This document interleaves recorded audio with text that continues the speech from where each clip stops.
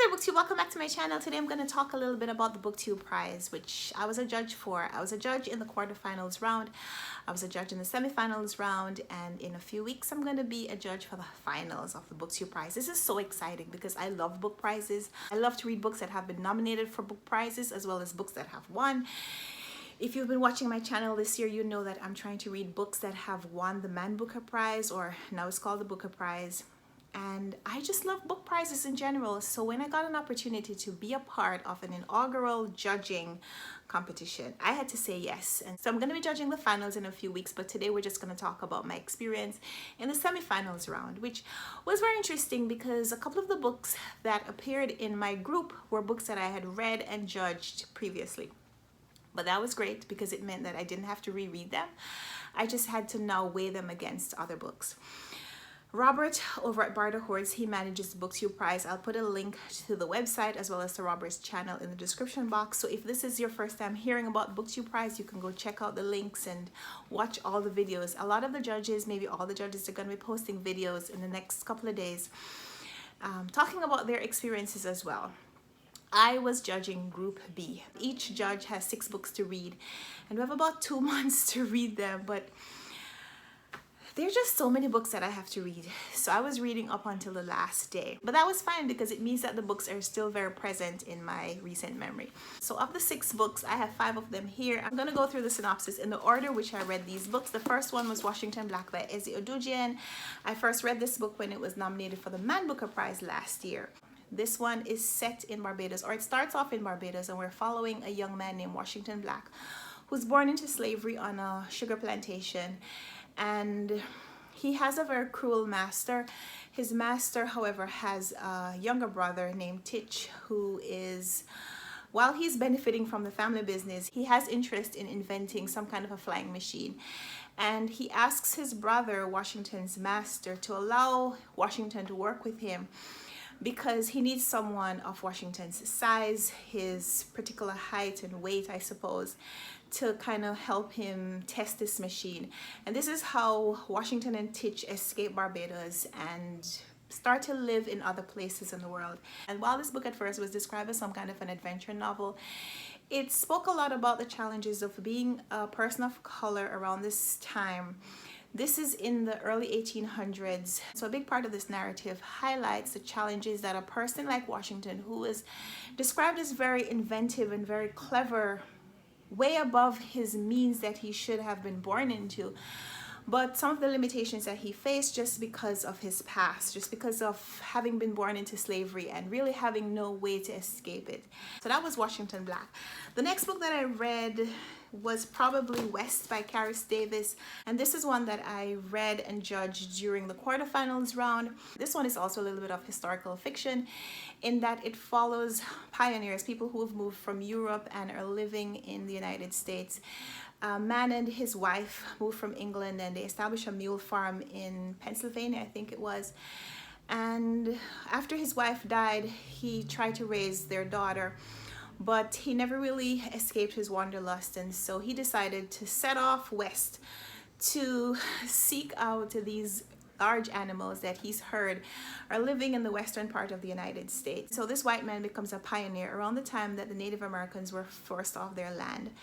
And a big part of this narrative follows the trek that this white man and this Native American young man who acts as his guide, what these 2 men have to do in order to use each other's resources, the fact that neither one of them speaks the other's language, but they have to find a way to coexist and communicate to try to reach some mutual goal.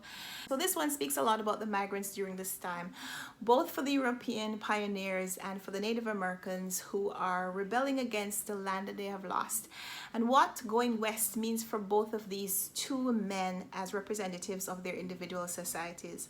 And so that was West by Karis Davis. I read and judged this one during the quarterfinals round. The next book that I read was also one that I judged during the quarterfinals round in the Booktube prize, and that was The Great Alone by Kristen Hanna. This one features a family where the husband and father is a Vietnam vet who's suffering from post-traumatic stress disorder, and he and his family moved to Alaska because he's inherited a house there from someone that he knew while he was in the army. And a lot of the experience of this book is learning about the harsh environment of Alaska and what it means to be living in communion with the land, but also to feel like the land is attacking you at every point. The main character in The Great Alone is a young daughter who faced a lot of adjustment during the course of the novel as she's required to move at various times, and she grows up seeing her parents in an abusive relationship and her mother trying to justify the abuse that the father renders to them, putting herself in the middle as though she's protecting her daughter, but also teaching her daughter very negative attitudes about relationships and about what love means. And that experience really takes over the story. Next book that I read was Fruit of the Drunken Tree by Ingrid Rojas Contreras. This was new to me for this round, and this one is a dual perspective narrative. It is set in Colombia for the most part, and this is in the early 2000s, around the time of Pablo Escobar's drug regime. And the main characters are young. We meet these two sisters who come from a seemingly well-to-do family in Colombia, and their family hires a teenage girl from a poor neighborhood who comes to the home to help with household duties. So she's in essence their maid. The fact that there's so much lawlessness and so much corruption and ergo so much fear, these young girls, even though they are financially wealthy, they don't have the freedom that their maid seems to have to move around. And so these two girls, they lust after the life that this girl has, even though the maid would probably exchange lives with them in a heartbeat. And a big part of this novel is exploring what it means to grow up in that part of the world during that time, but also the dichotomy of experiences that two people living in the same place could have just because of their socioeconomic status. The next book that I finished was also new to me for this round, and that was Silence of the Girls by Pat Barker. And this one is based on a Greek myth. According to the legend, as an infant, Achilles was dipped in the river, which protected him and gave him superhuman strength. The only part of his body that was still vulnerable to attack was his heel, because that was the only part that wasn't immersed. And in this story, we have Achilles being a fighter. He's heading an army during the period of fighting between the Greeks and Trojan War, I suppose.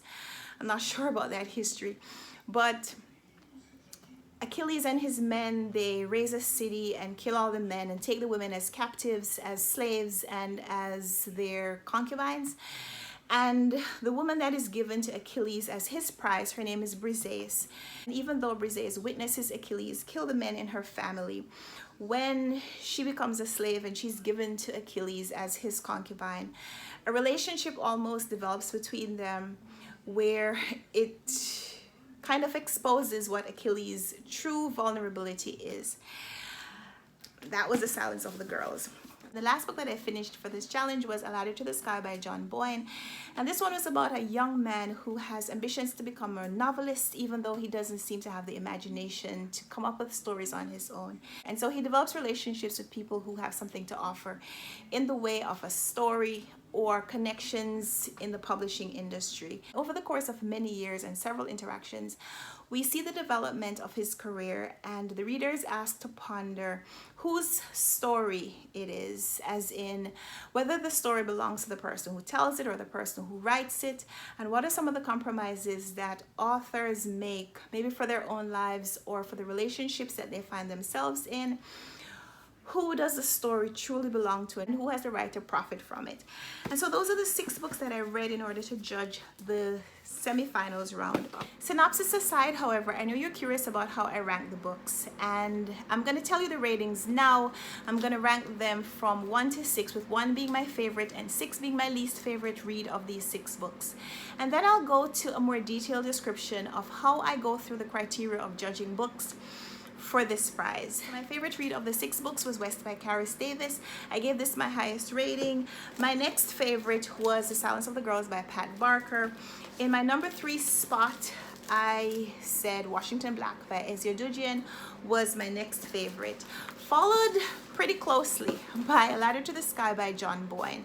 My fifth favorite was The Great Alone by Kristen Hanna, which is the book that I don't have.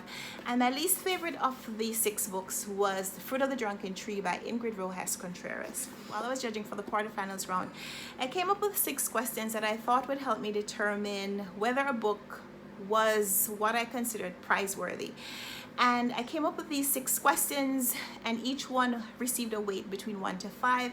So for each one of the books that I judged, they could get between 6 and 30 possible points based on how they measured up for each of those 6 criteria. And so here now I'll share with you those questions that I asked myself and how each one of those books ranked. My highest rated book was West by Carice Davis. The first question I asked myself, is this literary? Are there references to other works, whether fiction or non-fiction?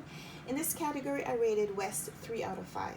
For social commentary, are there political or historical references? I gave this a 4 out of 5. For allegorical content, did the characters represent something bigger than themselves? For that, I said it was 5 out of 5. Readability, was West a page turner? I said 4 out of 5. For pacing, did it move along to share information but not dwell on any part of the story? I gave this 5 out of 5 because it was a really short and engaging read. And would I recommend this book to other people as a drop everything and read? I'd say 4 out of 5. And this is why West got my highest rating, earning 25 out of a possible 30 points. For Silence of the Girls by Pat Barker, on a scale of 1 to 5, was this book literary? I gave it 4 out of 5. For social commentary, I gave it 4 out of 5. Was it allegorical? I said 3 out of 5. Readability, I rated this 4 out of 5. For pacing, I said 4 out of 5. And would I recommend this as a drop everything and read? I said 4 out of 5 for this one. So the total tally for girls would be 23 out of 30. My third place book was Washington Black by Ezio Dujian. For literary value, I said this was 3 out of 5. For social commentary, I said this was 4 out of 5 because there were lots of political and historical references. Whether this book was allegorical, I thought the characters did represent something bigger than themselves. I gave this 4 out of 5. For readability, was this a page turner? I thought it was because it was an adventure story for most of the narrative. I gave this 4 out of 5.